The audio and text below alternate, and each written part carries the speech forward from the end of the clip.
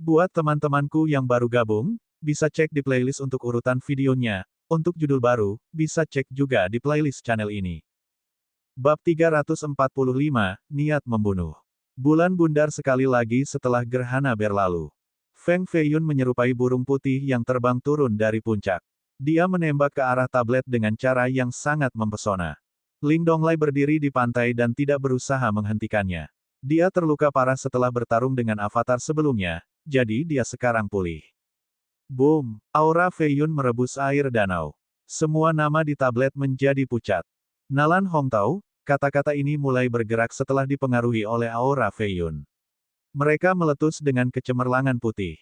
Seorang pria tampan keluar dengan tubuh setengah tembus cahaya.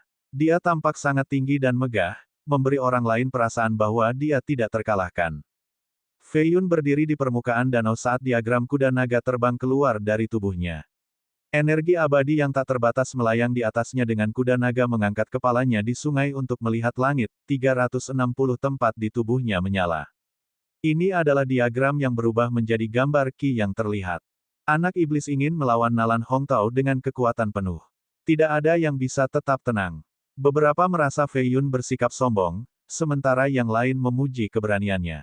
Bahkan Ling Donglai menghentikan pemulihannya dan berdiri untuk menyaksikan pertarungan. Tidak buruk, Feng Feiyun. Ji Feng juga menonton di tepi pantai. Dia mencoba sebelumnya tetapi juga berakhir dengan kegagalan. Gadis dari Kam Beastmaster berdiri di atas serigala peraknya. Dengan sosok ramping dan penampilan suci dengan cahaya Buddha, dia dilindungi oleh banyak binatang aneh di belakangnya. Setengah naga, kilins, harimau emas, semua binatang ini dengan patuh berbaring sambil mengawasi pusat danau. Sementara itu, Tuan muda dari Sekte Abadi kembali di perahu surgawi dengan ekspresi geli di wajahnya. Dengan mata mereka yang beriak, para pengawas mayat dari Gua Yin Void menyaksikan pemandangan ini terurai dengan penuh minat. Ini adalah pertempuran selama 10.000 tahun. Bakat Feng Feiyun sangat langka, mungkin dia bisa menghentikan kekuatan penuh Nalan Hongtao. Petugas Yu menutup matanya dan dengan lembut mengangguk. Huff, hanya bocah nakal yang cuek dan sombong. Berani menantang Nalan Hongtao dengan kekuatan penuh. Dia mencari mati. Yao Ji berdiri di samping kereta kekaisaran dengan senyum tipis di wajahnya sambil mengintip putri di balik tirai. Sang putri tidak mengatakan apa-apa. Ini adalah pertama kalinya dia tidak mengkritik Feng Feiyun, siapa yang tahu apa yang dia pikirkan. Boom! Feng Feiyun akhirnya meluncurkan serangan pertama. Aura Nalan Hongtao meletus, dia bereaksi lebih cepat. Aura Hongtao begitu hebat sehingga membentuk pusaran dan menarik Feiyun ke dalam. Tidak ada kesempatan untuk melarikan diri. Pada tingkat yang sama, Nalan Hongtao jauh lebih menakutkan daripada lawan yang pernah bertemu Feiyun di masa lalu. Dia mewakili generasi mitos dan tidak pernah dikalahkan. Feiyun segera pergi keluar dengan cincin roh tak terbatasnya, pedang batu, dan bahkan vesel roh. Adalah bodoh untuk menahan diri dari lawan seperti itu. Gemuruh. Meskipun kekuatan harta roh ditekan oleh tablet suci, mereka masih tidak bisa diremehkan. Keenam diagram pada cincin itu diaktifkan dan membentuk dunia kecil. Pedang batu melepaskan seni pedang Raja Naga. Feiyun bisa mengirimkan lebih dari 100 gelombang energi naga putih kapan saja. Mereka berkumpul di sekitar danau seolah-olah itu adalah pengepungan dan terus mengaum. Kapal roh perunggu itu membentang sejauh 100 meter dengan udara yang berubah-ubah dan kekuatan yang tak terduga. Meskipun belum menggunakan kekuatan dasarnya, itu masih menakutkan dan tampaknya membelah danau karena dampak. Feng Feiyun sangat tegang dan tidak berani rileks. Kesalahan terkecil akan menyebabkan kematiannya.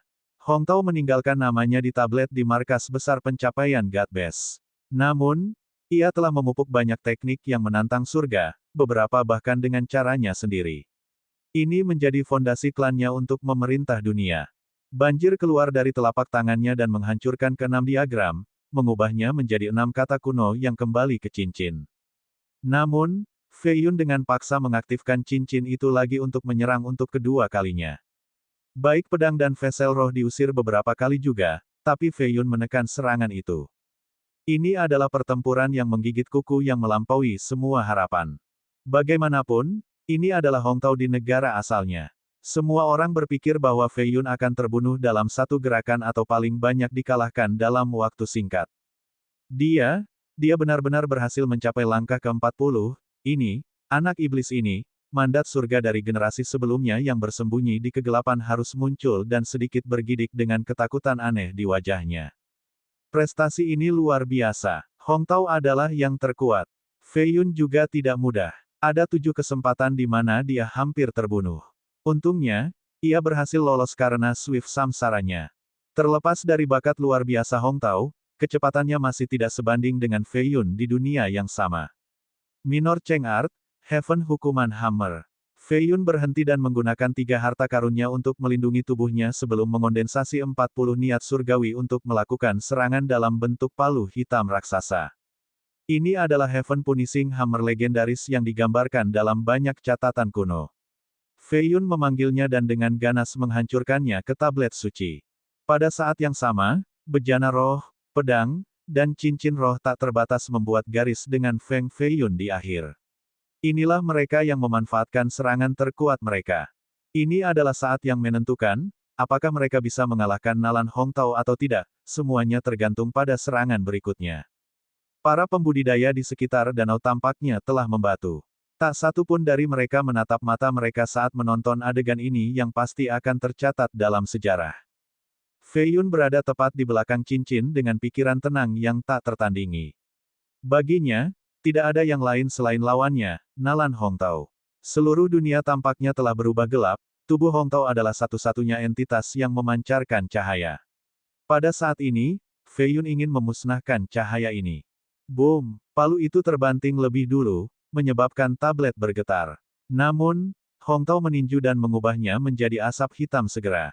Boom! Vessel roh adalah yang berikutnya untuk menyerang, tetapi juga terhempas.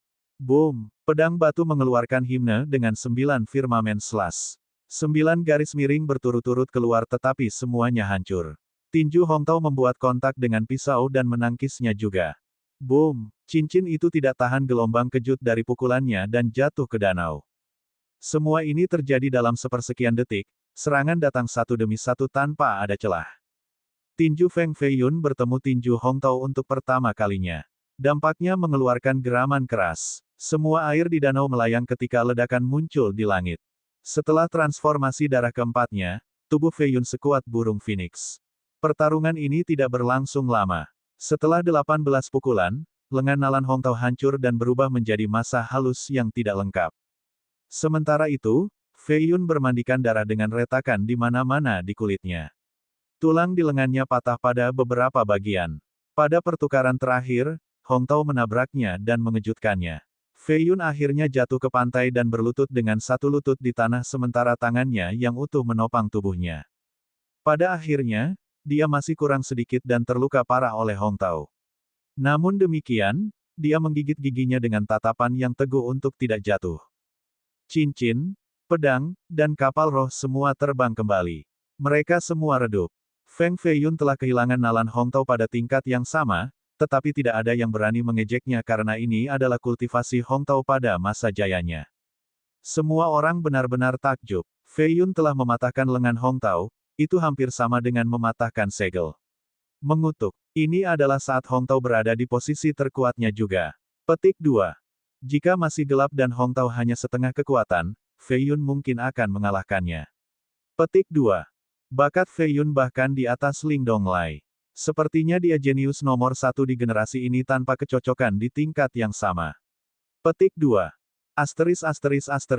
Ling Donglai, Ji Feng, Yao Ji, gadis dari Kambis Master, dan tuan muda dari Sekte Abadi, semuanya memiliki emosi yang tak terlukiskan mengalir di pikiran mereka, rasa kehilangan bahkan.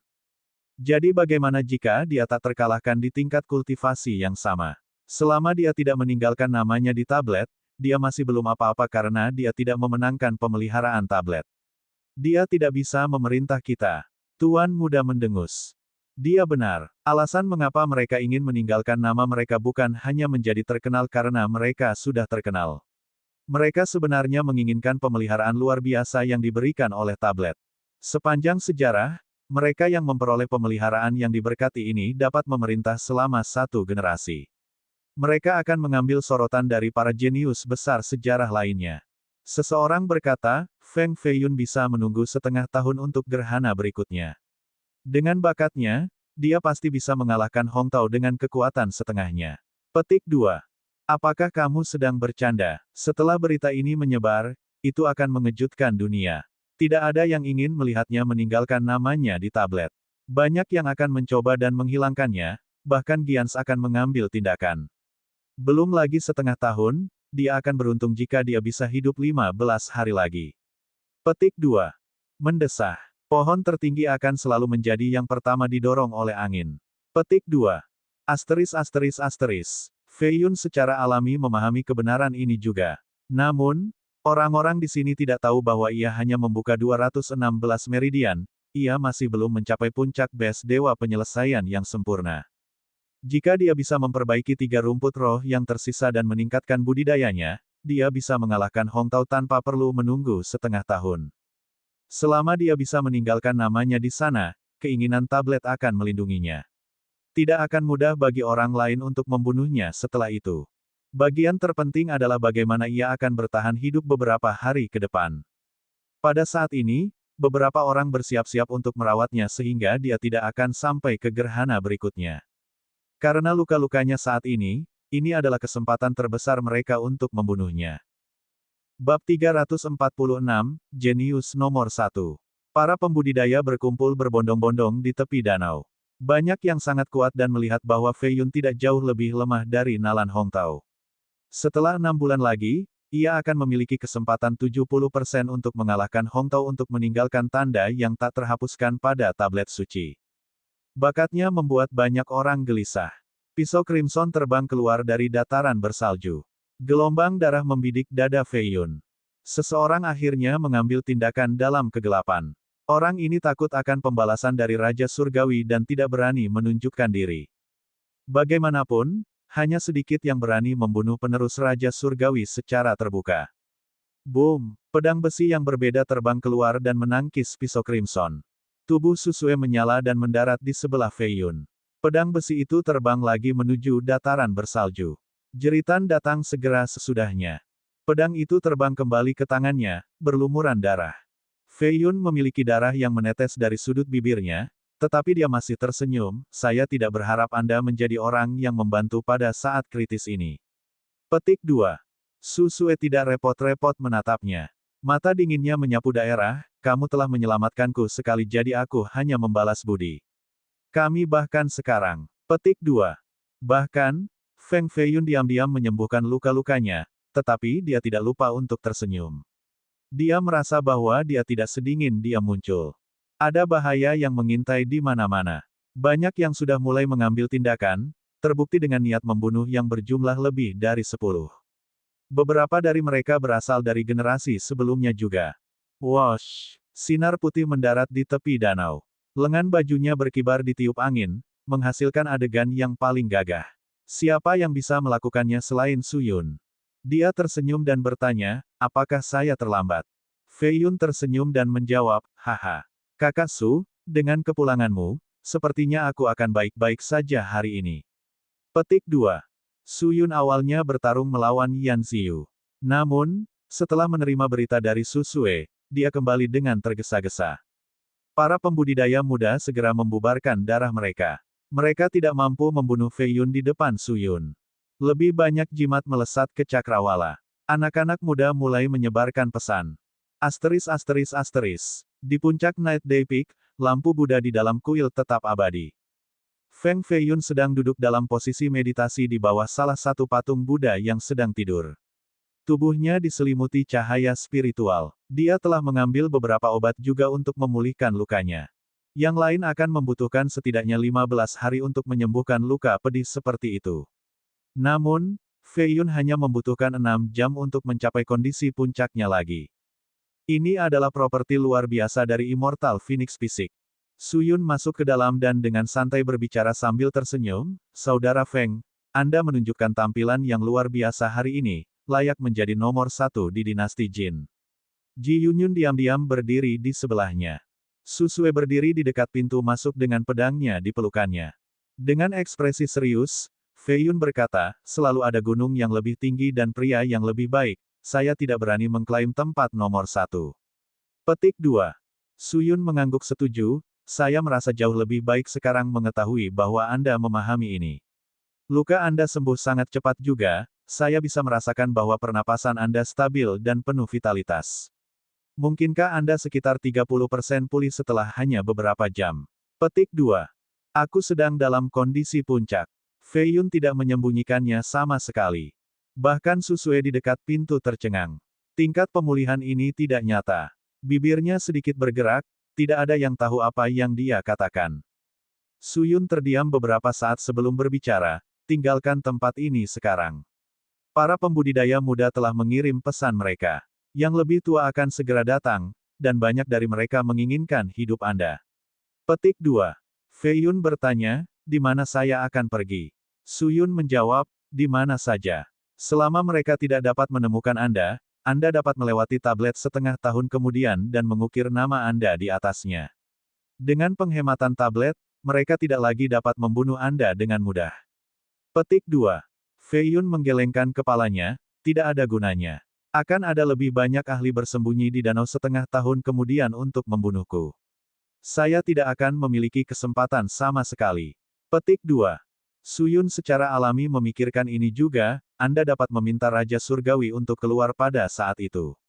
Petik 2. Fei Yun tidak setuju lagi, jalan kembali ke pagoda akan memiliki lebih banyak penyergapan. Saya tidak bisa kembali ke sana karena saya akan terbunuh di sepanjang jalan. Petik 2. Su Yun bertanya, lalu apa rencanamu? Beri aku 2 hari, aku pasti akan mengalahkan Nalan Hongtao dan meninggalkan namaku di tablet. Dia menjawab dengan penuh keyakinan. Su Yun menatap Fei Yun dengan intens. Meski buta, matanya masih bersemangat seperti sebelumnya. Setelah beberapa saat, dia berkata, oke, tidak ada yang bisa mengambil satu langkah pun ke kuil ini dalam 2 hari ini. Petik 2. Suaranya penuh tekad. Su Yun tahu bahwa Fei Yun masih memiliki ruang untuk pertumbuhan. Dia pasti ingin menggunakan 2 hari berikutnya untuk membawa kultivasinya ke langkah selanjutnya. Selama periode ini, banyak ahli tidak akan dapat mencapai danau. Sepertinya ini akan menjadi satu-satunya kesempatan baginya untuk meninggalkan namanya di sini. *****. Fei Yun duduk di dalam kuil sendirian dan menggunakan 3 rumput roh terakhir untuk membantunya membuka 30 lebih meridian. Dia telah membuka total 216. Jika dia memiliki jumlah rumput roh yang tak ada habisnya, dia bisa mencapai puncak God Base dan memiliki peluang lebih tinggi untuk mengalahkan Nalan Hongtao. Siang hari lagi, matahari terbit mengusir kegelapan untuk mengantar hari yang baru. Ombak di tepi danau sangat dahsyat seperti peristiwa ledakan baru-baru ini. Malam sebelumnya di Radiance bahkan lebih semarak dibandingkan dengan Danau Suci. Kembali di lelang Yingkou, para ahli dari 10 aula semua muncul untuk membeli 7 iblis wanita. Ini adalah rencana menghitung cendekia surga dan Dongfang Yie.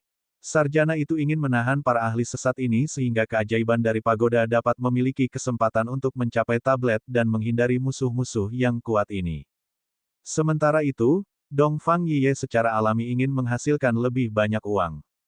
Ini adalah rencana awal. Namun, sesuatu yang tak terduga telah terjadi. Seorang pemuda bernama Namong Hongbi menghabiskan sejumlah besar uang semalam di pelelangan. Para ahli sesat semua ditekan olehnya. Pada akhirnya, ketujuh iblis itu dijual dengan harga tinggi ke Namong Hongbi. Ini membuat para ahli sesat mempersembahkan darah muntah dari amarah. Mereka bahkan kehilangan muka untuk Namong Hongbi daripada Feng Fei Yun. Karena itu, mereka mengirim para ahli untuk membunuh Namong Hongbi secara diam-diam. Dengan cara ini, mereka bisa mengambil iblis-iblis tanpa menghabiskan 1 koin pun. Namun, para ahli pergi tanpa kembali. Namong Hongbi dan 7 iblis perempuan menghilang tanpa jejak seolah-olah mereka menghilang dari udara yang tipis. Hal ini menyebabkan kegemparan di Radiance, orang-orang dengan lantang membicarakannya. Di dalam sebuah rumah besar di Radiance. Aprikot sedang mekar penuh untuk melukis pemandangan semerah burung kukuk. Ada paviliun bambu tua yang lebih dalam di semak-semak. Sitar sedang bermain dengan tenang, nadanya menari-nari dengan salju yang jatuh secara misterius.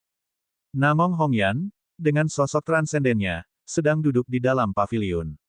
Masih ada selubung putih yang menyembunyikan fitur tertinggi di bawah matanya.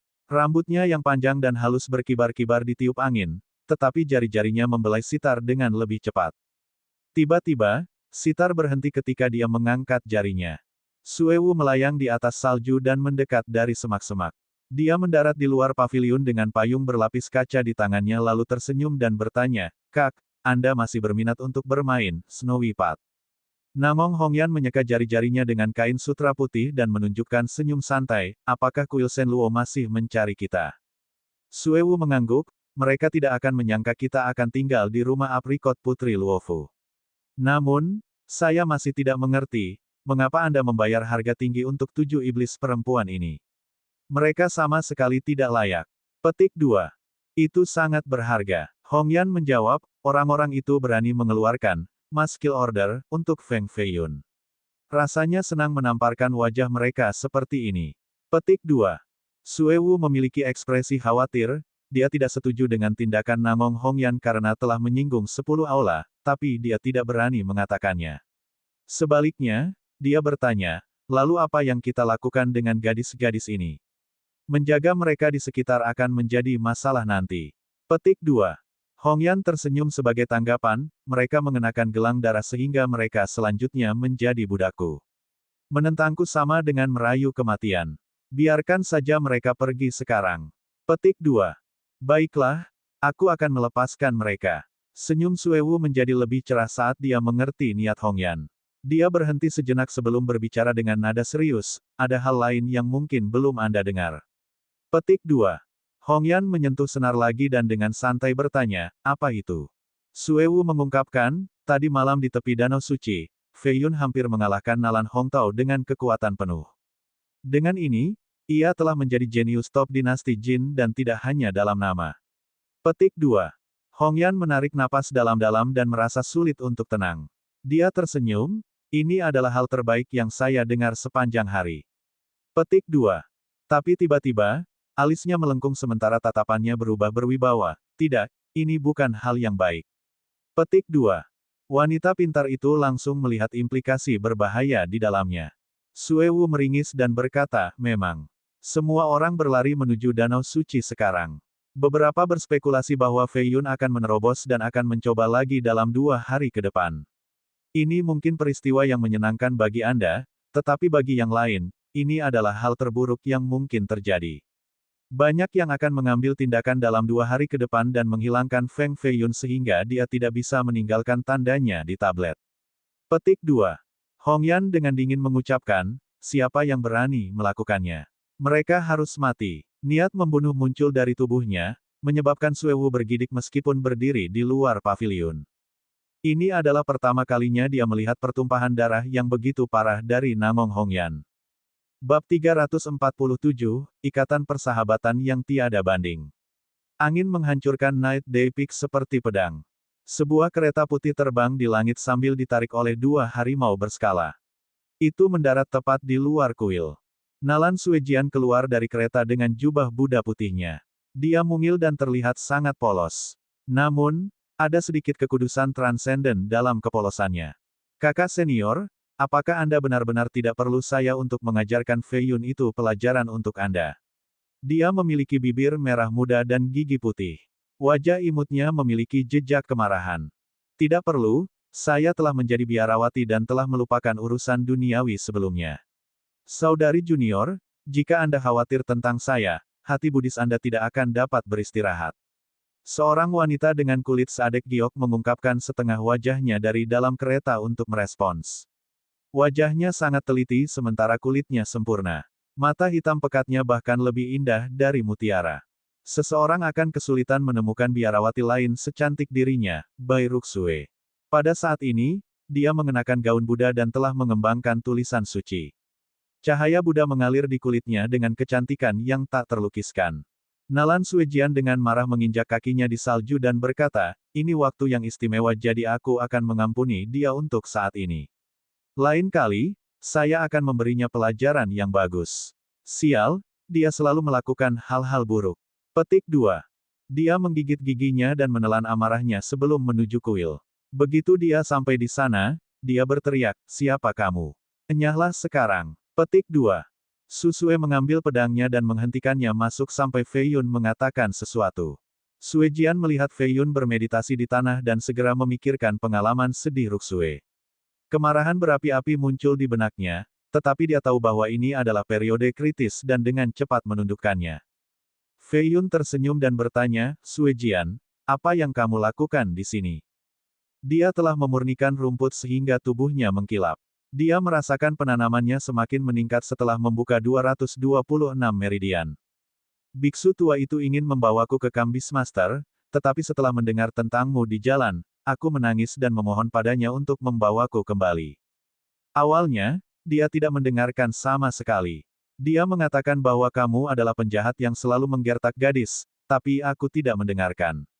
Saya mengatakan kepadanya bahwa jika dia tidak membawa saya kembali, saya akan menggigit lidah saya atau menusuk hati saya sendiri. Akhirnya, dia menyerah dan setuju untuk membiarkan saya melihat Anda untuk terakhir kalinya. Apa yang saya katakan? Petik 2. Dia marah pada awalnya tetapi tidak bisa menunjukkannya sama sekali pada saat ini. Fei Yun agak terharu, kamu benar-benar gadis yang konyol. Petik 2.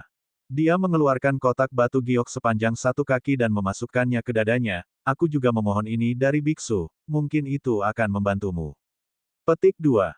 Fei Yun membuka kotak itu. Dewa hijau bergegas keluar sementara energi roh mulai menyebar ke seluruh kuil. Ini adalah batu dan spirit. 1. Adan Spirit Stone berada di peringkat ke-16 di antara 18 batu roh. Secara alami, itu sangat langka. Selama itu adalah dan di atas level ketiga, orang perlu menambahkan sedikit dan Spirit Stone. One dan Spirit Stone setara dengan 10 Five Grains Spirit Stone atau 100 Stone Spirit Misterius sejati. Satu rumput roh bisa dijual seharga 10 batu roh misterius sejati.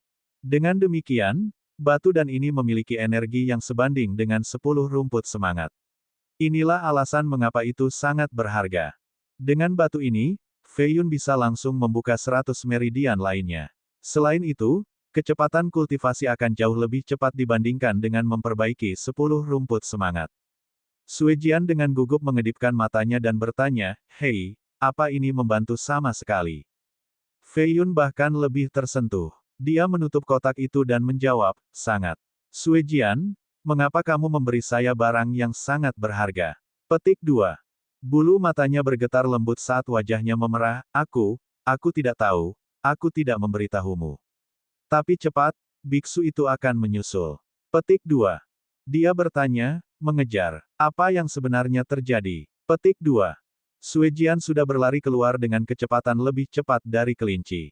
Di luar kuil datang suara Mong Jiu Rou, Gel, kamu benar-benar memberikan batu dan saya kepada itu.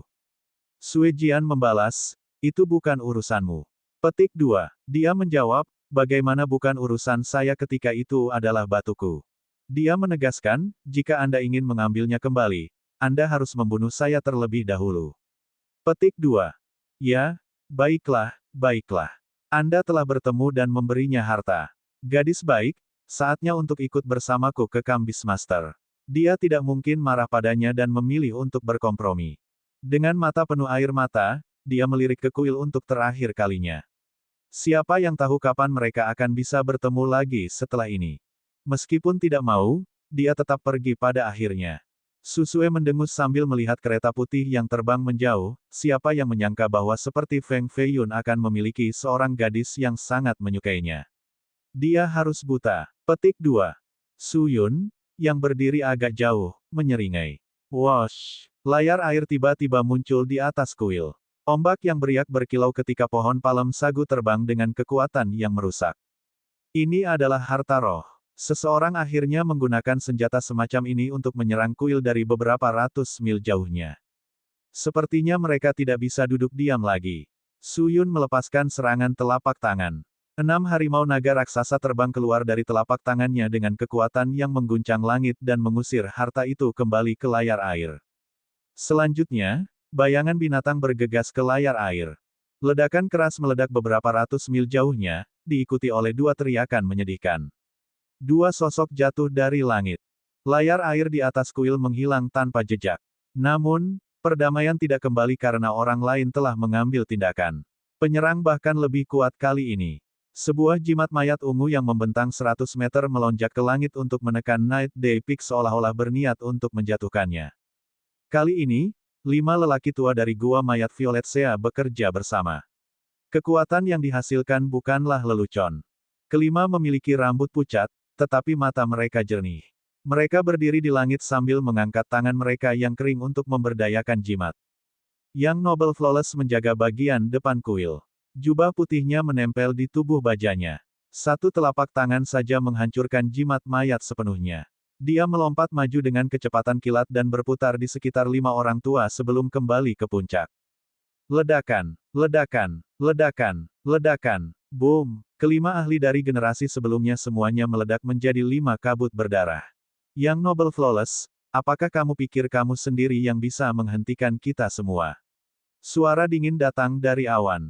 Gelombang suara turun dari langit seperti air terjun. Puff! Su Yun tidak membuang waktu dan melepaskan cakar yang tajam ke arah awan untuk merebut speaker. Dia langsung menghancurkan tubuh pria itu karena lebih banyak darah jatuh dari langit. Feng Feiyun benar-benar tidak bisa hidup. Su Yun, kamu tidak bisa berhenti. Orang ini bahkan belum selesai sebelum dia terlihat oleh niat surgawi Su Yun.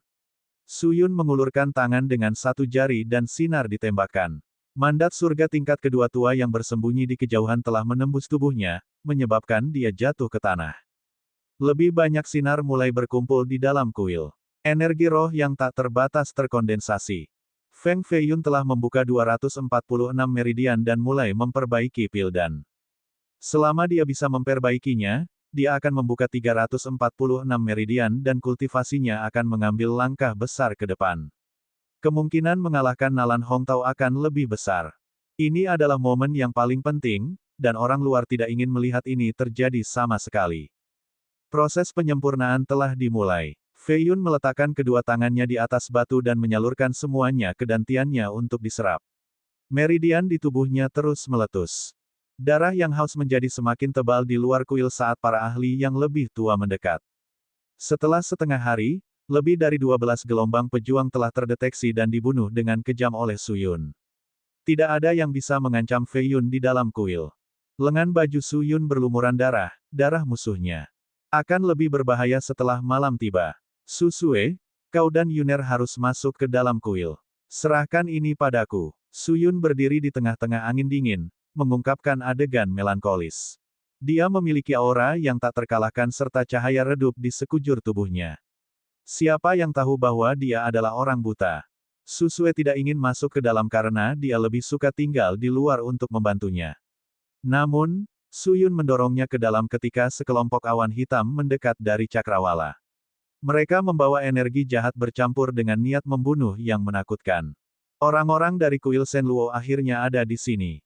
Layar hitam surgawi terbang keluar dari awan dengan gambar gunung dan sungai yang terukir di permukaannya. Asap hitam keluar dan mengubah seluruh puncak menjadi dunia iblis. Sue Changqiao berdiri di atas layar surgawi. Dia berpakaian hitam dan memiliki wajah sepucat mayat. Boom! Sebuah istana hitam juga terbang dengan aura megah dan rune yang mempesona. Itu membawa momentum yang mampu menghancurkan gunung. Tuan ketiga mengangkat istananya dan tertawa, Su Yun, kita bertemu lagi. Petik 2.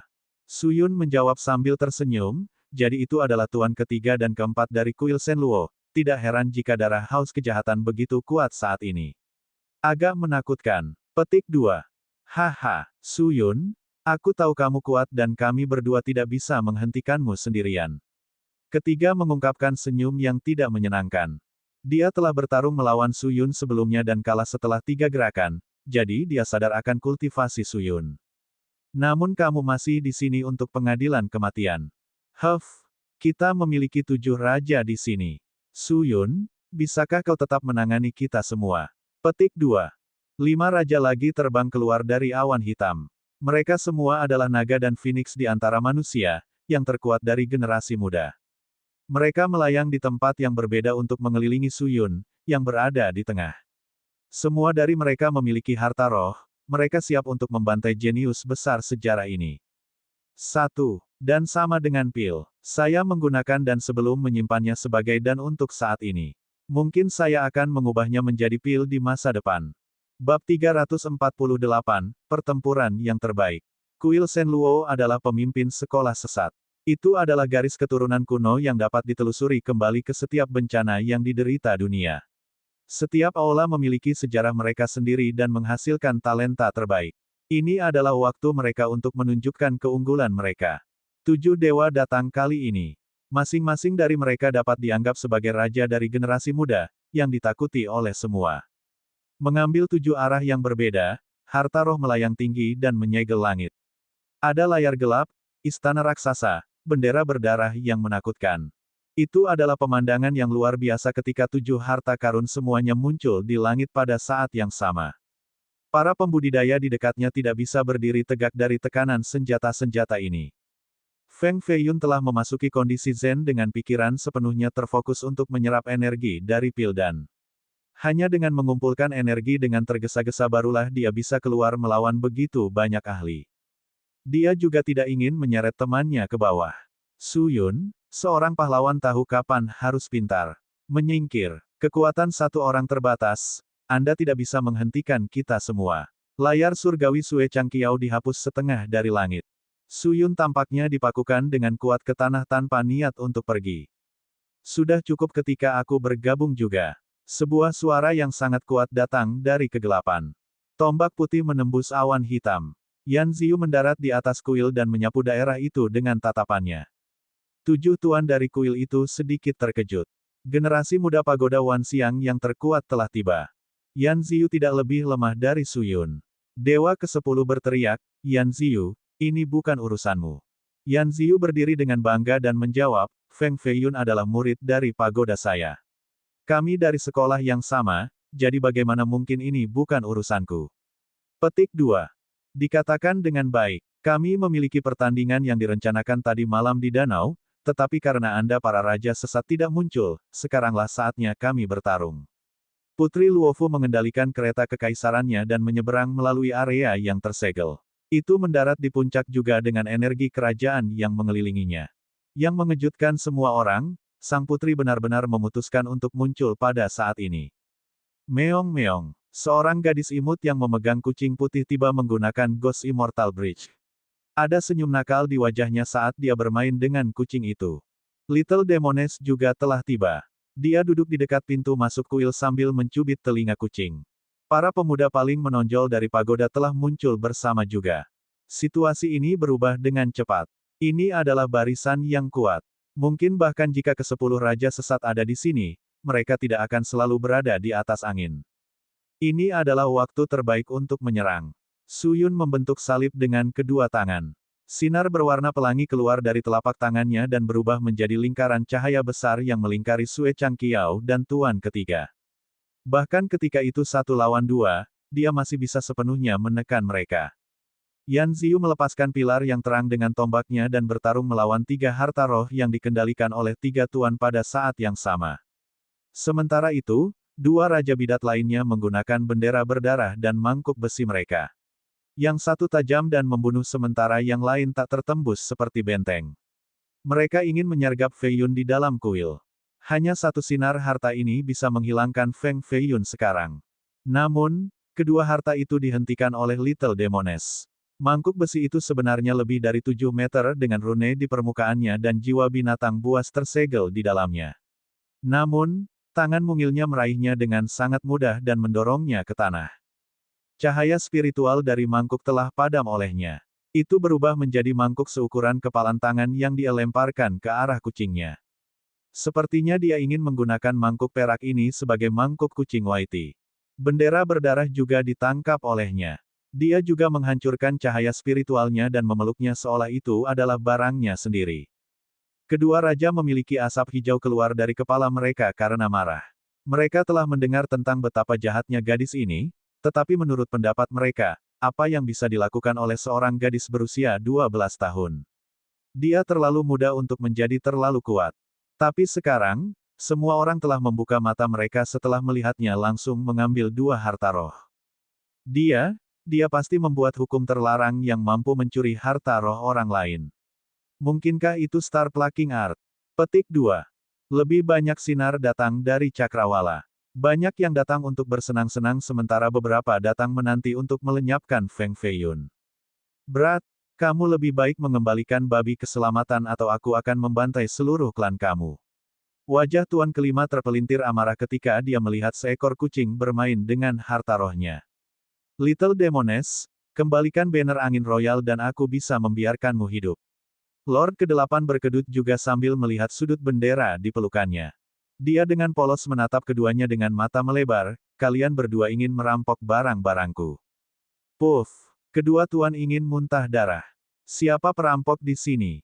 Meo, Whitey berubah menjadi sinar dan melintas di langit dengan kecepatan ekstrim. Itu merangkak keluar dari telinga tuan kelima dan meletakkannya kembali ke mangkuk sebelum kembali ke sisi Little Demoness.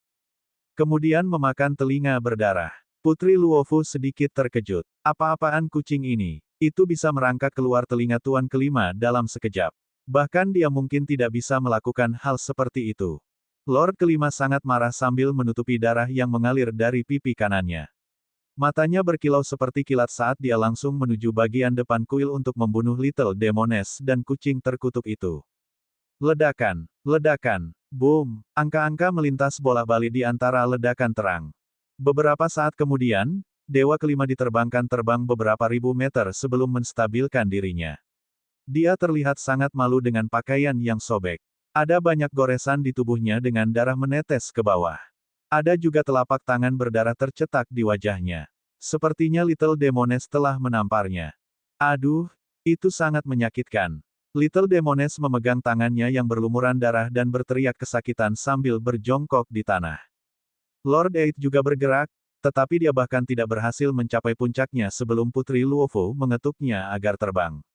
Tanpa harta rohnya, dia tidak bisa menghentikan perintah ratu. Wosh! Suyun mendarat setelah mengalahkan Sue Changqiao dan Lord ketiga. Keduanya terluka parah. Tidak lama kemudian, Yan Ziyu juga kembali dengan tombak berdarahnya. Ada beberapa tetes darah yang menodai jubah putihnya saat dia berdiri di atas kuil. Sang putri dengan dingin menyatakan, apakah ini yang bisa dilakukan oleh kuil Shenluo? Anda benar-benar lebih rendah dibandingkan dengan pagoda kami. Petik 2. Ketujuh penguasa itu benar-benar dikalahkan. Masing-masing dari mereka lebih atau kurang terluka. Namun demikian, membunuh mereka jauh lebih sulit daripada hanya mengalahkan mereka. Bahkan Suyun dan Yan Ziyu harus membayar mahal untuk membunuh mereka. Wajah Sue Changqiao bahkan lebih kelam dengan darah menetes di sudut mulutnya. Dia mengucapkan, dua penguasa terkuat di sekolah kami tidak datang. Jika mereka ada di sini, Anda tidak akan bisa menghentikan kami. Petik 2. Tuan yang berbeda menambahkan, itu benar, jika tuan pertama ada di sini, bahkan Yan Ziyu dan Su Yun bersama-sama tidak akan selalu menjadi lawannya. Petik 2. Tunggu saja, beberapa pukulan besar dari generasi sebelumnya akan segera datang. Feng Feiyun tidak akan pernah mengukir namanya di tablet suci. Petik 2. Raksasa setengah langkah dari kuil kita sudah dalam perjalanan dan akan tiba di sini besok siang. Petik 2. 7 tuan tidak menyerang lagi. Mereka juga tidak meninggalkan danau dan mundur jauh untuk pulih. Raksasa setengah langkah benar-benar datang. Su Yun dan Yan Ziyu menjadi serius.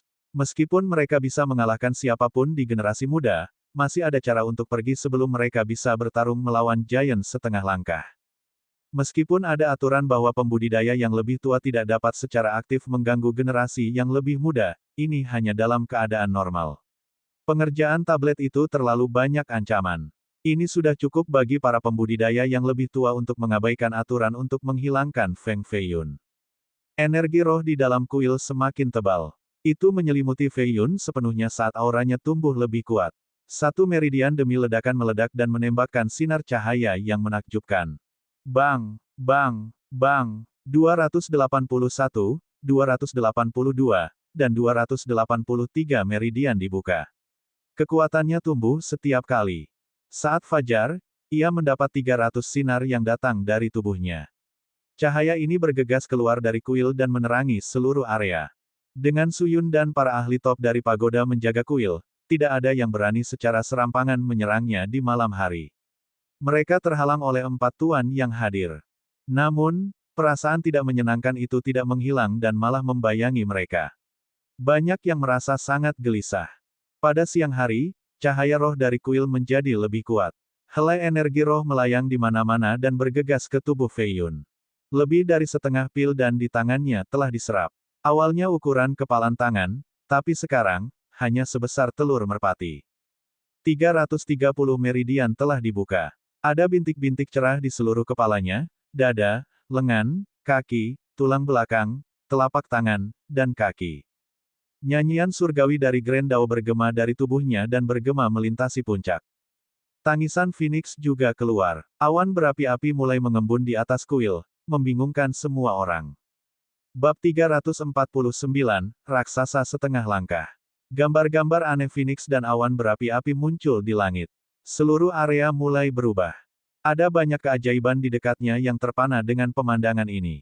Mereka merasakan firasat bahwa jika Feng Feiyun menerobos, dia kemungkinan besar akan mengalahkan Nalan Hongtao dan meninggalkan tandanya. Ini jelas merupakan peristiwa monumental yang akan turun dalam sejarah. Mungkin nama Feng Feiyun akan menjadi abadi seperti Permaisuri dan Fo Chanzi. Saat itu tengah hari dengan lebih banyak pembudidaya datang ke danau. Sinar matahari yang menguntungkan bersinar dengan binatang-binatang aneh melolong kemana-mana. Tempat ini telah berubah menjadi tanah suci yang subur untuk ditanami. Aura mengepul datang dari selatan dalam bentuk pusaran energi berputar. Seseorang dengan jubah hitam muncul dan menciptakan bekas luka di langit. Su Yun, Yan Ziyu, dan Little Demoness adalah orang pertama yang mengenali orang ini.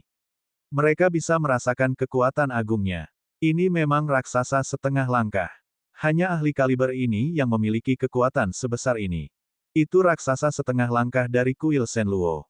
Apakah generasi yang lebih tua ingin berpartisipasi sekarang? Petik 2. Energi jahatnya terlalu padat, itu pasti monster dari kuil yang tidak berani menunjukkan wajahnya untuk menghindari penderitaan pembalasan Raja Surgawi. Petik 2. Aku ingin tahu apakah yang Noble Flawless dan Yan Ziyu akan dapat menghentikan pelanggaran raksasa setengah langkah. Petik 2. Ini terlalu sulit. Hanya keajaiban dengan 100 tahun budidaya sulit dapat mencapai tingkat ini. Mereka bisa langsung memusnahkan area ini. Petik 2. Asteris. Setengah langkah raksasa dari kuil Shenluo telah tiba. Dia berdiri beberapa puluh mil jauhnya di langit dan memiliki tatapan dingin yang menembus asap. Dia memperhatikan fenomena visual yang terjadi di kuil ketika Fei Yun tumbuh lebih kuat.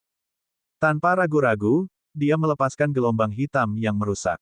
Serangan dari Giant setengah langkah bukanlah lelucon, datang seperti banjir yang tak terhentikan. Hanya satu gelombang cahaya saja yang mengandung kekuatan penghancur dunia. Yan Ziyu dan Su Yun hampir menyerang pada saat yang sama menggunakan artefak mereka yang berjiwa. Dua gelombang cahaya lagi melaju ke langit.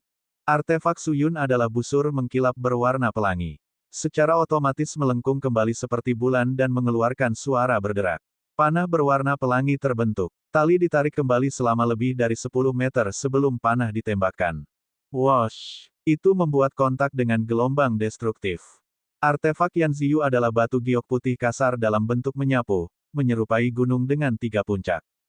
Keduanya adalah keajaiban top dan upaya gabungan mereka berhasil menghentikan gelombang cahaya dari Giant.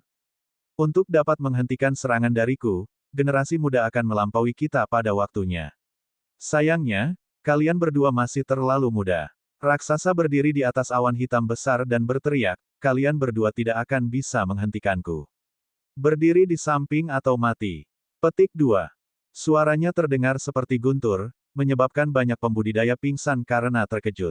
Kultivator generasi sebelumnya menyerang talenta muda, apakah Anda tidak takut akan pembalasan dari pagoda Wan Xiang? Yan Ziyu tidak terganggu dan menatap raksasa di langit. Kalian berdua terlalu naif. Nilai Feng Feiyun telah melampaui raksasa. Selama dia mati, kehilangan satu Giant itu baik-baik saja. Setengah langkah Giant mencibir. Dia sepenuhnya benar. Bakat Feiyun terlalu menakutkan, dia bahkan bisa melampaui Nalan Hongtao dari 10.000 tahun yang lalu. Prestasi masa depannya pasti akan beragam. Mereka harus membunuhnya di Buayan. Kalau tidak, beberapa lusin tahun kemudian, seorang tuan yang tak terkalahkan akan memerintah dunia. Tidak ada yang akan bisa mengangkat kepala mereka tinggi-tinggi di hadapannya. Banyak kekuatan kultivasi tidak ingin melihat ini. Rumble. 3 meridian lagi dibuka di tubuh Feiyun di dalam kuil. Mereka menembakkan 3 sinar cahaya sementara auranya menjadi semakin kuat. Itu adalah meridian ke-335, dia mengambil satu langkah sulit pada satu waktu menuju puncak. Yang mustahil menjadi mungkin. Sementara itu, Raksasa setengah langkah mengeluarkan bulan sabit yang terbuat dari perunggu yang membentang puluhan meter. Itu berputar di udara dan meniup busur dan menyapu giok. Yan Ziyu dan Su Yun tersingkir dan menjadi pucat. Mereka tidak bisa menghentikan raksasa setengah langkah setelah dia mengambil harta rohnya. Bulan terbang melewati mereka dan menuju kuil. Little Demoness mencoba menggunakan Star Plucking Art-nya untuk mencurinya, tetapi itu terlalu kuat.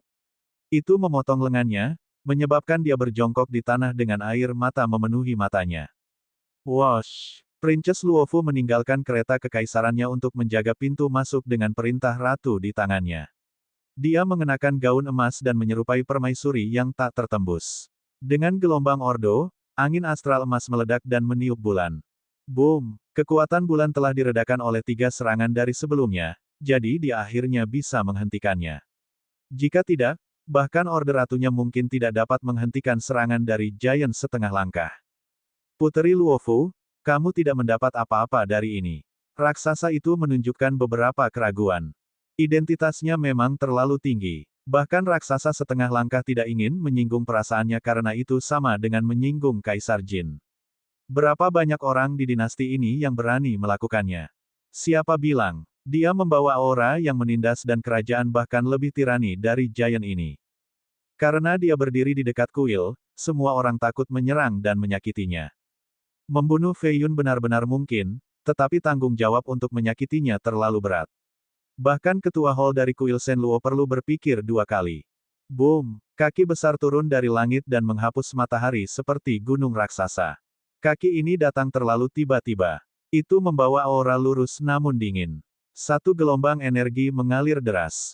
Raksasa setengah langkah kedua telah mengambil tindakan. Siapa dia? Hanya berapa banyak monster dari generasi sebelumnya yang masih bersembunyi. Karena ada yang kedua, yang ketiga dan keempat kemungkinan juga, sepertinya Feng Feiyun akan mengalami kesulitan bertahan hari ini kecuali Raja Surgawi datang sendiri.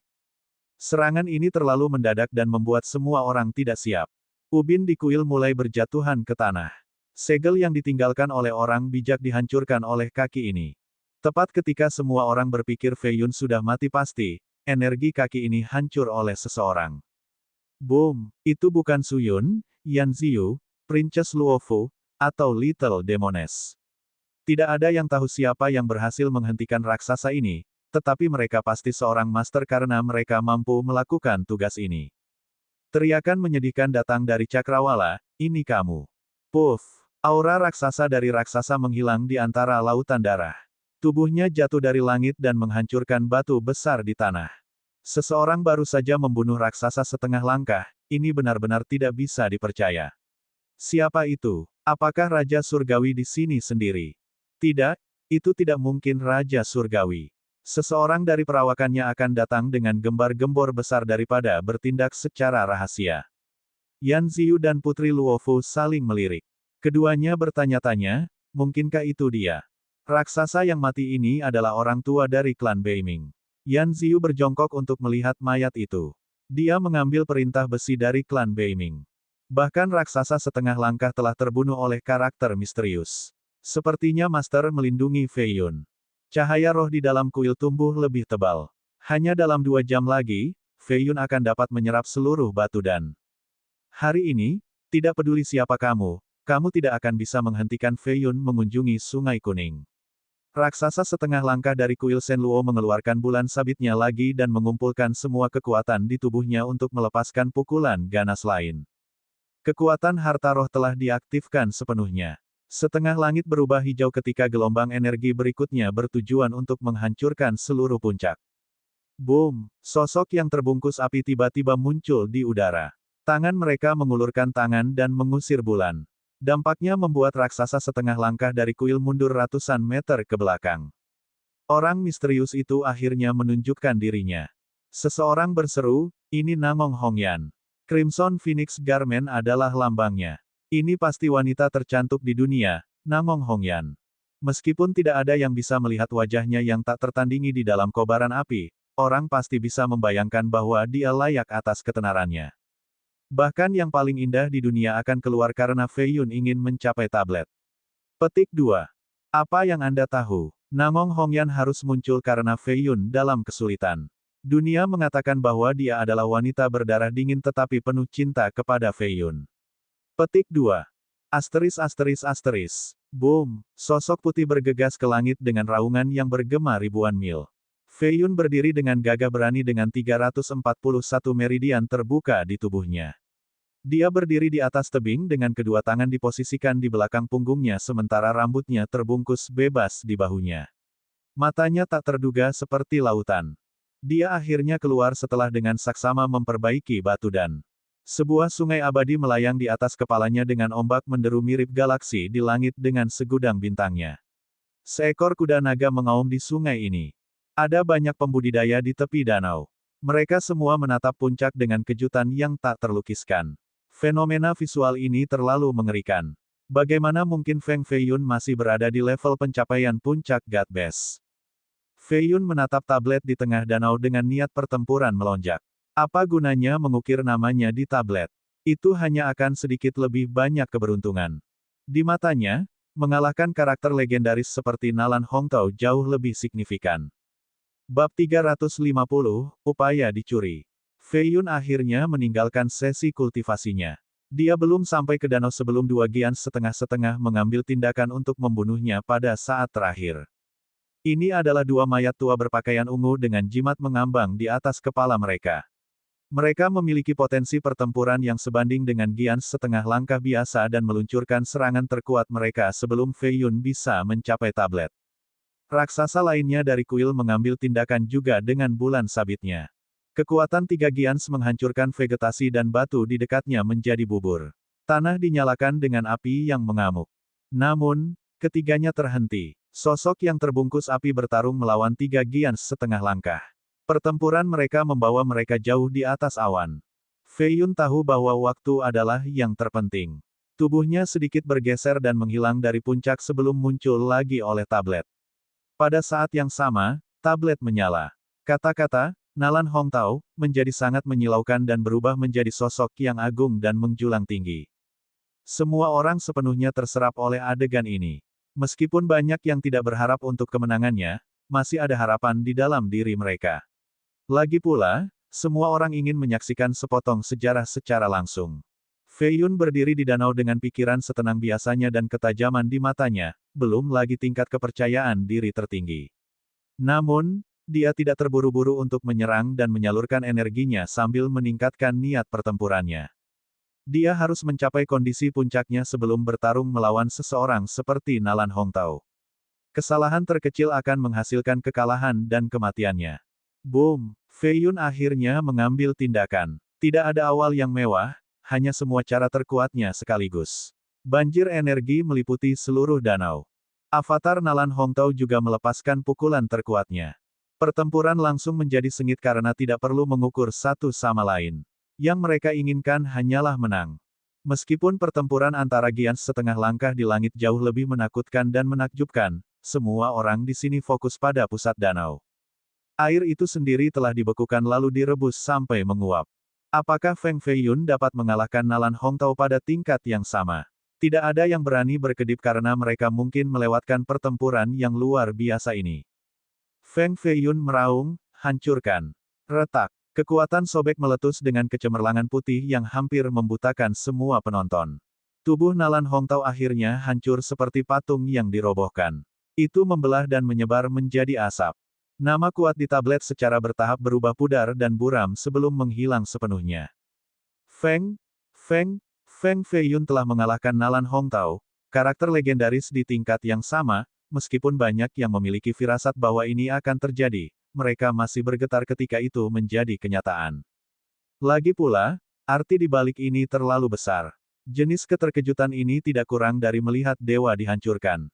Feng Fei Yun hanya perlu mengukir namanya di tablet dan itu akan memberinya takdirnya, memungkinkannya untuk menjadi pahlawan tertinggi di generasi ini, karakter utama tanpa teman sebaya.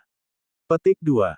Asteris asteris asteris. Tablet itu setinggi 33 meter seperti bukit dengan lapisan cahaya pelindung. Jika seseorang tidak bisa mengalahkan tanda orang bijak yang bijaksana, mereka tidak akan pernah bisa menembus lapisan ini bahkan jika mereka Giants. Fei Yun sedang merenungkan sambil berdiri di depan tablet. Namun, itu bukan tentang mengukir namanya. Dia lebih peduli tentang rune di bagian atas monumen dan hubungannya dengan altar kuno di Gunung Banda. Rune terlalu tinggi dan dilindungi oleh penghalang. Hanya dengan masuk akan memungkinkan seseorang untuk menemukan beberapa petunjuk lagi. Rumble, sebuah celah di penghalang melebar seperti pintu kecil dan akan segera menutup setelah itu. Seseorang harus masuk sebelum jeda ditutup.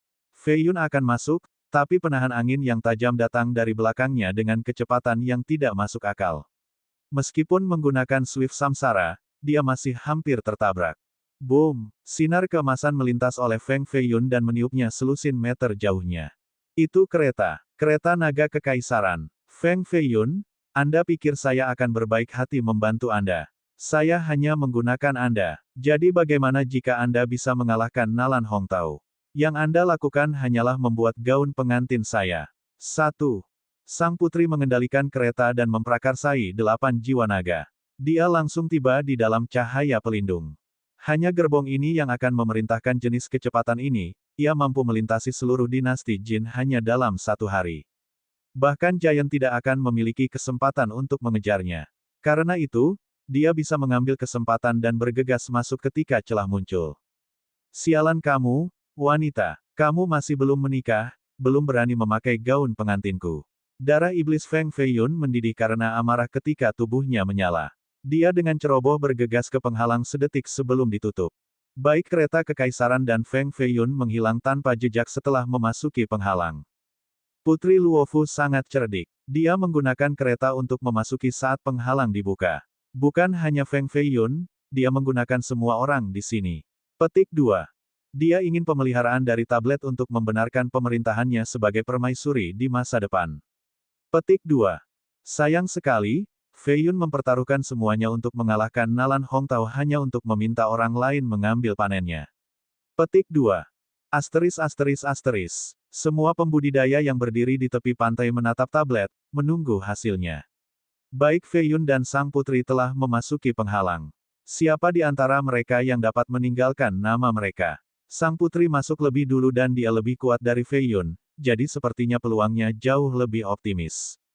Setelah masuk, Fei Yun menemukan bahwa tablet di depan sangat berbeda dari tampilan di luar.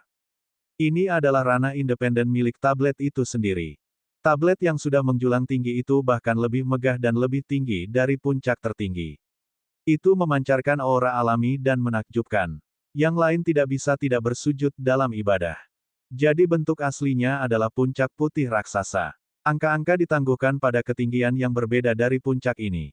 Masing-masing dari mereka memiliki cahaya putih. Mereka berdiri di sana, tidak bergerak, dengan cara yang khusyuk dan sakral. Ini adalah penjaga. Pada 3 kaki di atas pangkalan, seorang anak laki-laki lucu sedang melayang-layang di antara beberapa batu. Dia tampak seperti magang muda abadi dalam gambar dengan tubuh halus. Namun, dia menatap puncak dengan tampilan saleh. Suasana hati Feng Yun merosot saat menatap bocah itu. Dia ingat bahwa ini adalah penjaga alam awal roh, Ji Saleng. Bocah itu meninggalkan namanya pada tingkat awal. Dia dulunya adalah keajaiban luar biasa dari satu generasi. Sayangnya, wajahnya tidak memiliki kesombongan yang sama dengan yang digambarkan avatar sebelumnya. Dia tampaknya ditekan oleh kekuatan dan terlihat sangat rendah hati. Dia melanjutkan ke atas. Tidak lama kemudian, dia melihat wali ranah spirit menengah. Ini adalah gadis kecil yang bahkan lebih muda dari Little Demoness bernama Hua Qingyao. Ekspresinya sama dengan Ji Saleng. Mereka berdua dengan rendah hati memandang puncak gunung seolah-olah sedang naik haji. Dia melanjutkan jalan dan melihat para penjaga di puncak alam roh, awal, menengah, dan puncak yayasan abadi, dan basis dewa awal dan menengah. Mereka semua adalah karakter yang sangat terkenal yang ditulis dalam sejarah dengan nama mereka terukir di tablet. Namun, Fei Yun tidak melihat secercah semangat di dalamnya. Sebaliknya, itu adalah temperamen yang jinak dari seorang budak. Ini mengejutkannya selain menanamkan rasa takut di dalam hatinya. Tidak mungkin. Mereka adalah yang terhebat di level mereka sendiri, jadi mereka harus sombong dan bangga dengan bakat mereka. Tidak ada yang bisa memaksa mereka untuk tunduk. Fei Yun berpikir bahwa semua ini adalah ilusi. Dia akhirnya melihat penjaga puncak God Best dekat tebing, Long Jiangling. Ini adalah satu-satunya permaisuri dari dinasti Jin dalam perjalanan panjangnya. Dia tak terkalahkan selama zamannya dan prestisenya memaksa semua orang untuk berlutut. Karakter seperti itu tidak akan muncul lagi selama beberapa ribu tahun. Fei Yun memperhatikan bahwa tubuh halusnya yang berdiri di dekat tebing tidak memiliki jejak aura yang mengesankan dan kerajaan. Kereta kekaisaran berhenti di sana. Putri Luofu tertegun saat berdiri di sebelah permaisuri, tidak dapat menerima kenyataan ini. Fei Yun merasakan hal yang sama. Permaisuri bersejarah ini juga dengan saleh menatap puncak. Sepertinya dia bisa berlutut kapan saja.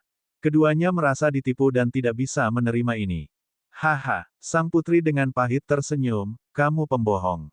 Fei Yun berbicara dari posisinya yang lebih rendah, seseorang harus membayar mahal untuk mendapatkan pemeliharaan tablet. Pai tidak jatuh dari langit. Petik 2. Apa maksudmu? Sebuah kerudung emas menutupi wajah sang putri. Matanya bermartabat dan inspiratif. Dia memiliki jubah emas yang indah, anggun dan tenang sama seperti dia. Dia baru berusia 19 tahun, namun dia memancarkan aura berpengalaman. Anda harus meninggalkan seutas jiwa Anda untuk mengukir nama Anda di tablet ini. Mata Fei Yun berubah serius. Bab 351, Pusat Perhatian. Fei Yun telah melihat dan mengalami banyak hal aneh, namun ia masih menjadi sangat serius saat ini. Sang putri bergumam pada dirinya sendiri, meninggalkan seutas jiwamu di belakang.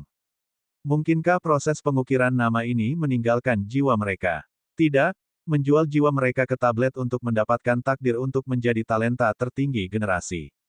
Ini sulit dipercaya, tapi itu satu-satunya penjelasan.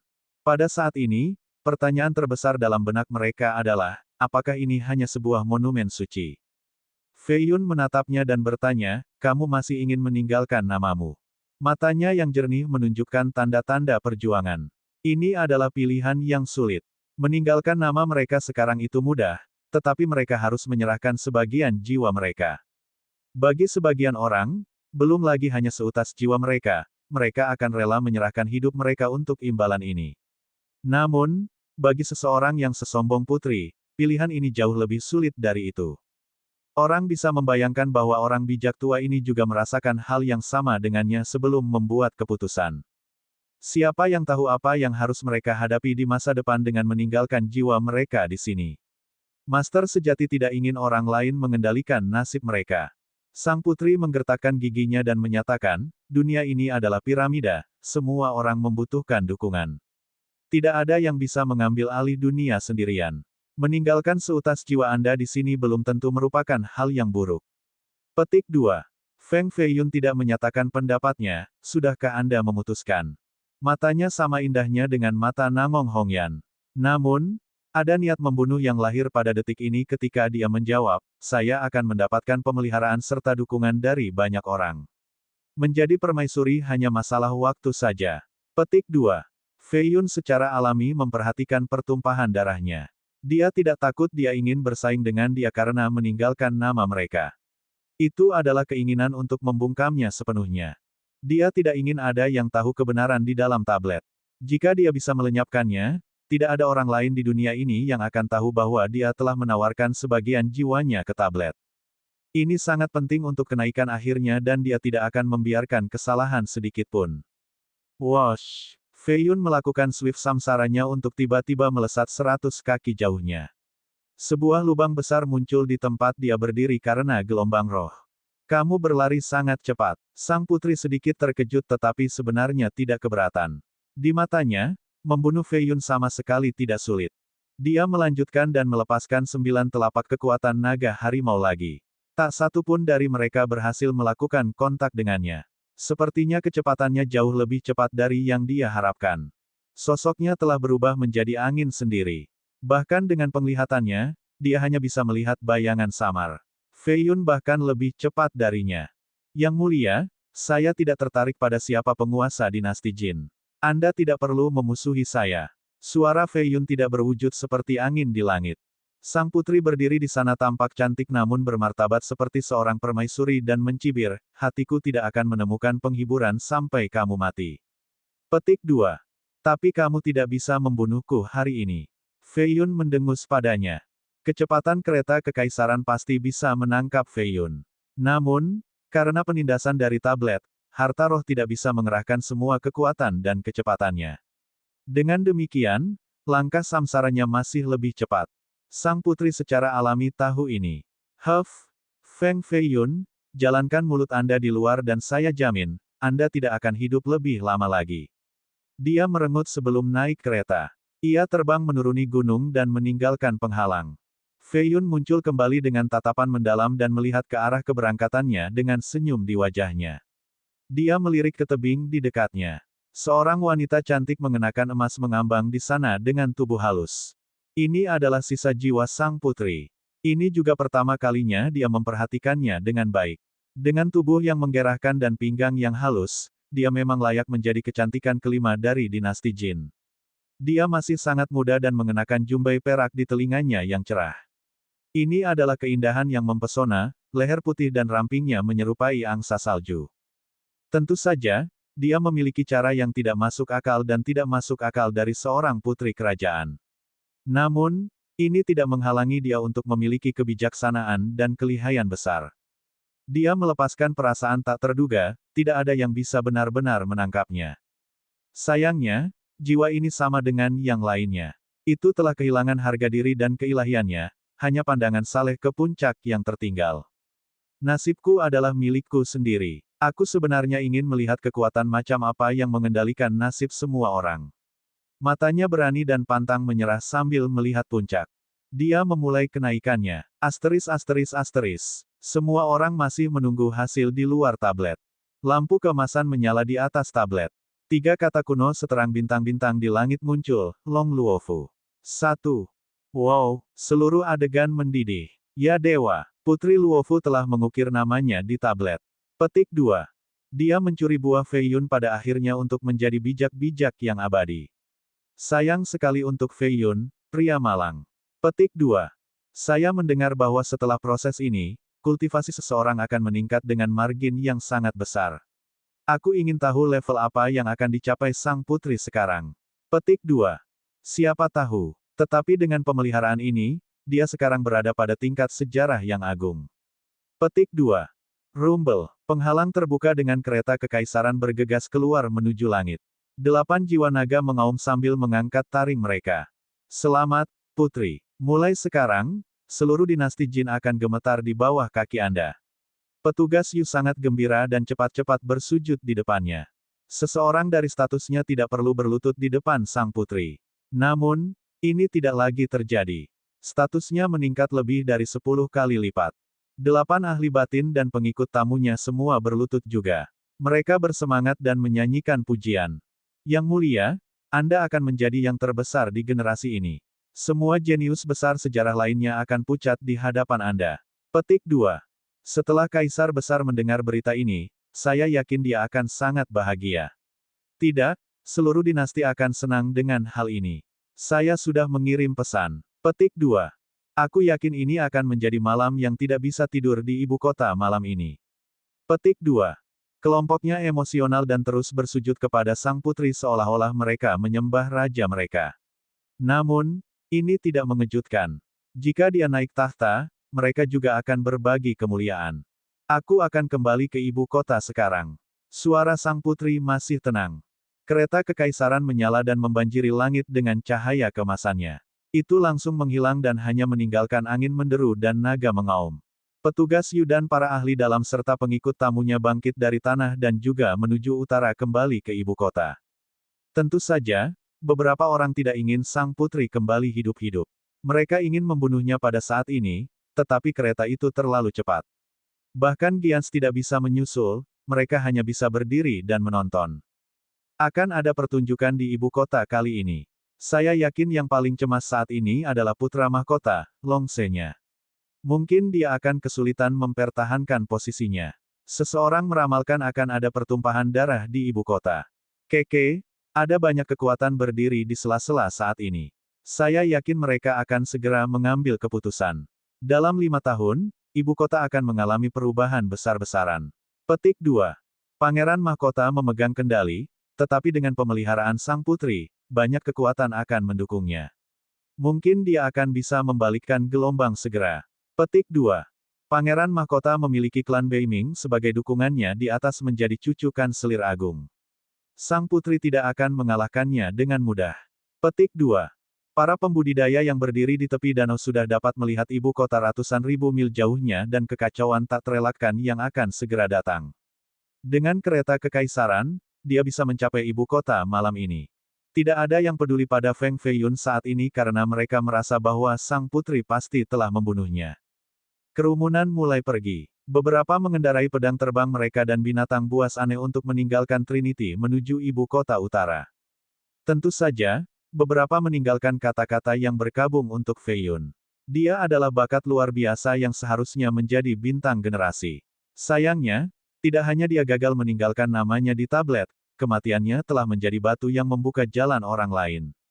Adapun kelompok Yan Ziyu, tidak masalah apakah itu sang putri atau Feiyun.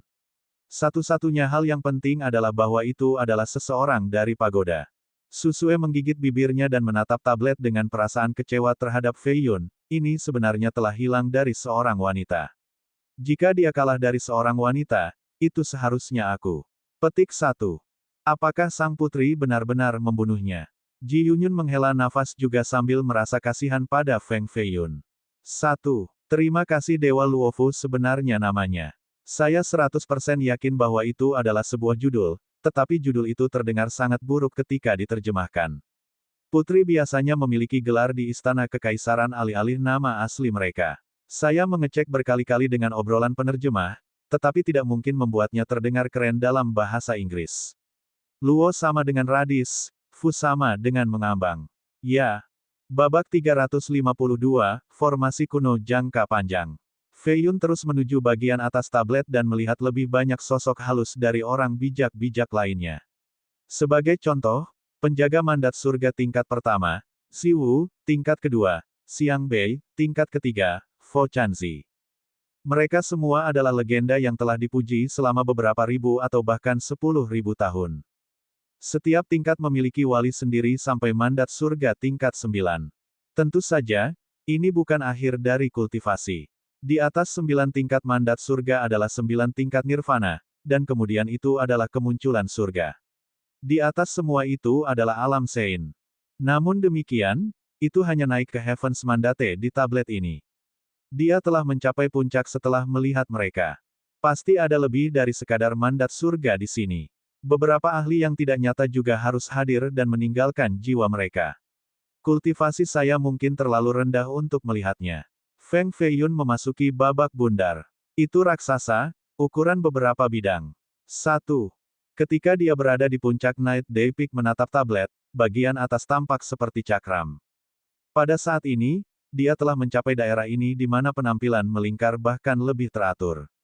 Ada tanda-tanda samar di tanah, sepertinya sketsa beberapa rune berantakan. Feiyun paling peduli tentang rune ini.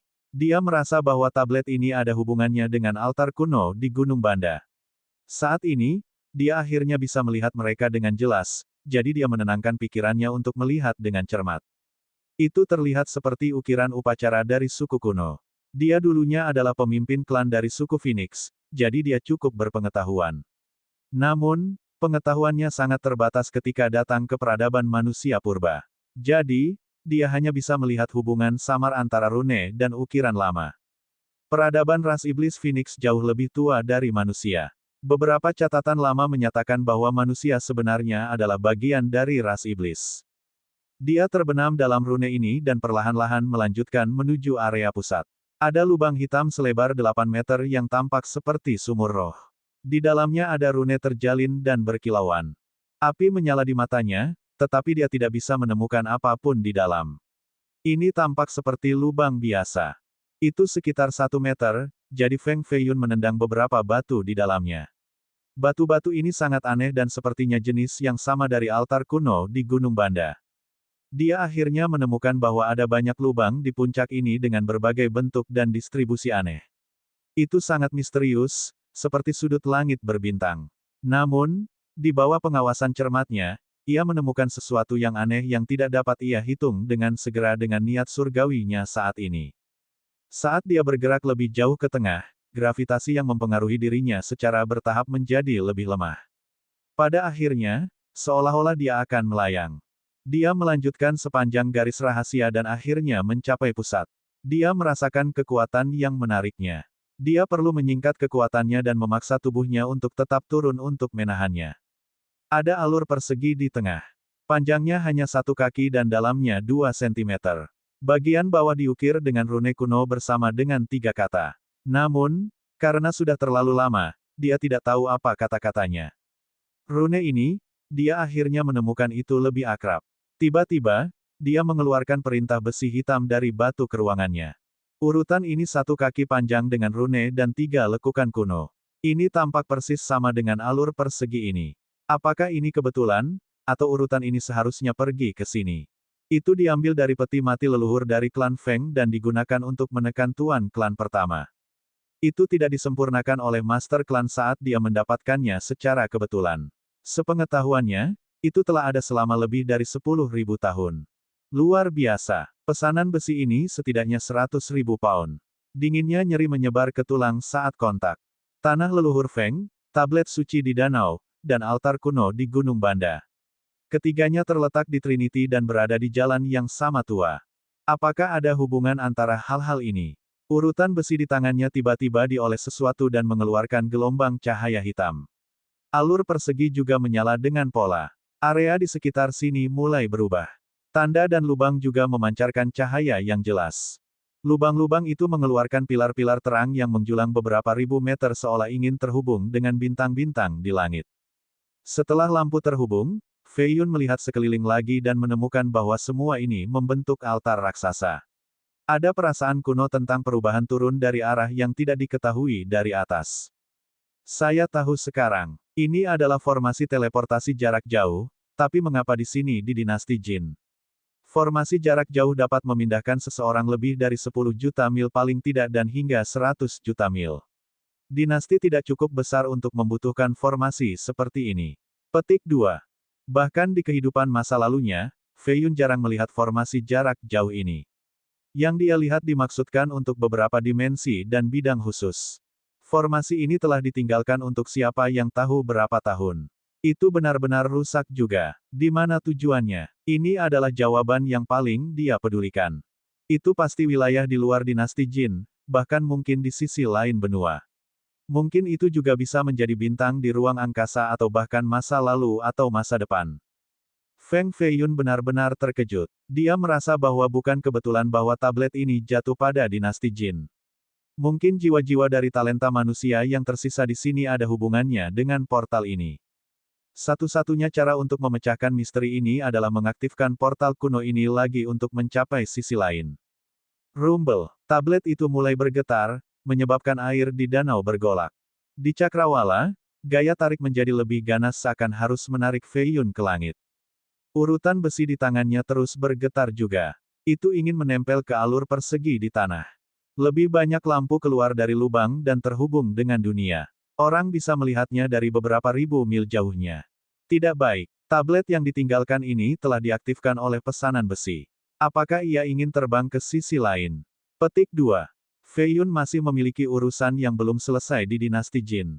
Jika dia diteleportasi ke sisi lain benua, siapa yang tahu berapa tahun yang diperlukan untuk kembali. Dia dengan paksa melemparkan rangka besi kembali ke batu ke ruangannya dan menggunakan Swift Samsaranya untuk menuju alas tablet. Sementara itu, tablet itu bergetar bahkan lebih keras dan perlahan bangkit dari danau. Tubuhnya yang besar meletus dengan energi yang menakutkan. Air langsung menguap dan meninggalkan danau kosong. Bang, bang, Dust Down Peak dan Night Day Peak runtuh karena getaran. Kejatuhan mereka menciptakan gempa besar. Ya dewa, apa yang terjadi? Para pembudidaya yang tidak membuatnya terlalu jauh ngeri. Bagian atas tablet menyala ketika semuanya mulai terbang. Tentang apa ini? Banyak orang berlari kembali, tetapi kekuatan besar dari tablet menghentikan mereka dari 100 mil jauhnya. Mereka semua didorong mundur, tidak ada yang bisa melangkah dalam batas ini. Semua orang benar-benar tersesat. Wosh! Sosok bergegas keluar dari penghalang tablet dengan kecepatan kilat. Guys, lihat siapa itu. Bukankah itu putra iblis? Bukankah sang putri sudah membunuhnya? Dia benar-benar hidup kembali. Petik 2. Asteris. Para pembudidaya yang bergegas kembali heran setelah melihat Fei Yun terbang keluar dari penghalang. Dalam gerbong beberapa ratus mil jauhnya, Su Yun yang duduk itu tersenyum, saya tahu dia tidak akan mati dengan mudah. Petik 2. Ji Yunyun di sudut juga balas tersenyum padanya. Penjahat tidak pernah mati. Su Sue, berpakaian hitam dengan topi dan pedang hitam di pelukannya, merengut tepat di luar gerbong. Seorang murid dari kuil Shen Luo sangat marah, saya yakin bahwa putra iblis melakukan ini. Tidak ada yang dia takut lakukan di dunia ini. Petik 2. Ya, dia terlalu berani. Apakah dia benar-benar melakukan sesuatu pada tablet suci? Inilah mengapa itu sangat marah, bukan? Petik 2. Itu adalah adegan kehancuran. Danau itu benar-benar kering sementara gunung-gunung runtuh dan tampaknya menyebar ke seluruh dunia. Beberapa orang yang berpikiran lemah gemetar ketakutan ketika berlutut di tanah. Mereka berpikir Fei Yun telah membuat marah tablet dan bencana datang. Tablet besar itu terbang seperti gunung biasa ke arah Gunung Banda. Boom! Beberapa saat kemudian, ia mendarat di Gunung Banda dan menekan semua mayat di sekitarnya, menjatuhkan mereka ke tanah segera. Sementara itu, altar dan batu-batu di dekatnya semua terbang menuju tablet. Batu-batu dimasukkan ke dalam semua lubang yang membentuk formasi. 1. Kata ini biasanya digunakan untuk stadion dan lapangan olahraga, tetapi saya merasa aneh termasuk bagian olahraga dalam Xuan Huan.